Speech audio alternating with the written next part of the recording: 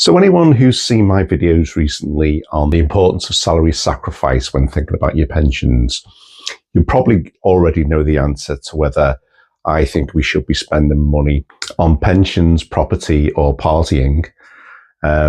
However, let's go into a bit more detail. So, I'm filming here. So what about the time, 1998, you went to Glastonbury?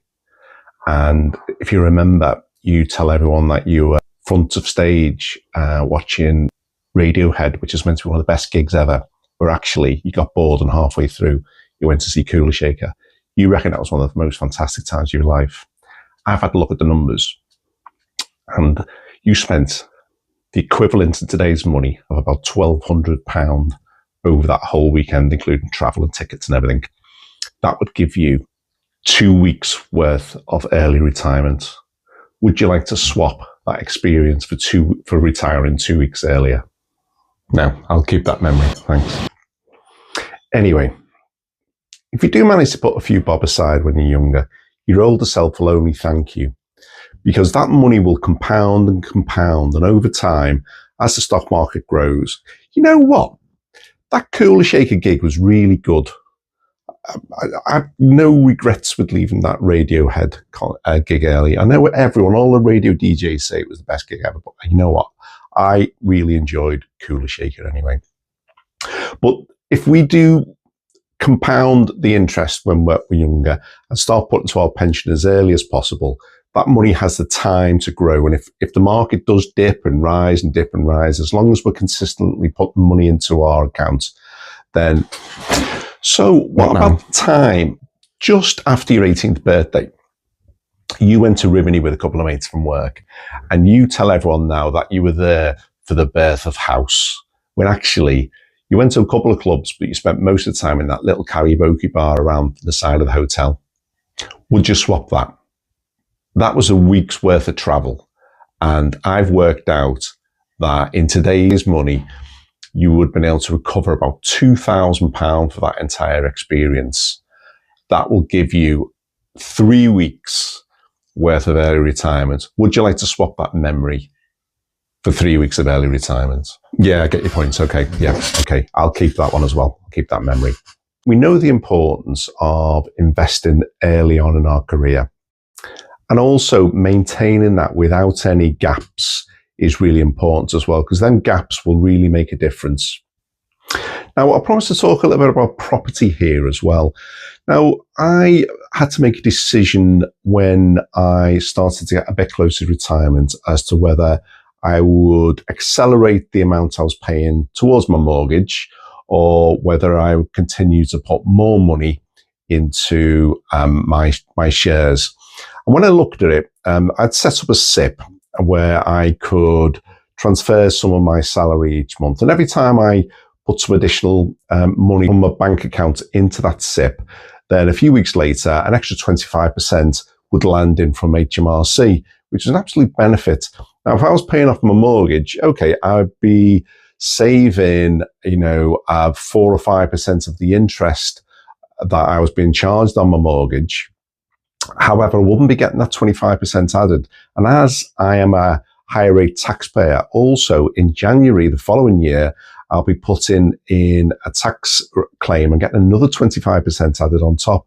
So for me, it was a no-brainer. And what I actually did was called my mortgage company up and extended my mortgage so that I was paying as little as possible, and so that I actually had more in my salary each month to invest into my SIP. It made absolute sense to me. Now, I know not everyone views this the same, and the idea of not having a mortgage anymore could be, really motivating for some to get rid of that mortgage. And at the end of the day, whatever helps you to sleep at night is what you should choose. From a tax point of view, if you can put that money into, say, a SIP, and get that tax relief on that amount, as opposed to putting it as extra payments against your mortgage, then for me, that would seem to make a bit more sense. Okay, what about the time when you were 30 and you took the kids to Florida? And that's when you learn that both of them were absolute roller coaster fanatics. And that's where you quite often bring out the photos from that holiday and the video clips that you've got and sit and have a giggle. What about them times? That was a really expensive holiday. It cost you over £5,000 for a 2 weeks holiday in Orlando. Okay, that would give you a month and a half of time where you can retire early. Would you like to make a swap? Yeah, okay. Get your point. It's different when you think about the loss of their memories for other people around you, not just your own memories, and the thought of not having them times with the kids growing up and spending money at that point in their lives.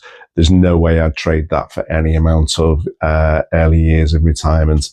So yeah, I think where I'm coming from here, after my old advisor here, is that actually don't sell yourself short. It is important to start putting money into your SIP and to saving what you can, but not at the expense of living. And particularly if, you know, you have dependents on you, then putting all your money into savings early on has an opportunity cost. And that opportunity cost might be family time. And them kind of memories are so important. And if you ask people who are very towards the end of their lives what they regret most, it's usually things like not having enough time with family and not having enough experiences and travel and them kind of things, really. It's very, you wouldn't find anyone said, I wish I'd been able to pay my mortgage off a bit quicker. It just doesn't kind of trigger them same kind of thoughts later on, because it's probably just not as important as them major things in life as building up time and building up memories. Anyway, I hope you've enjoyed this video. I hope it's been a little bit more thoughtful than the usual ones. And if you did like it, please give it a thumbs up. And if you haven't subscribed yet, please do that as well. Thanks.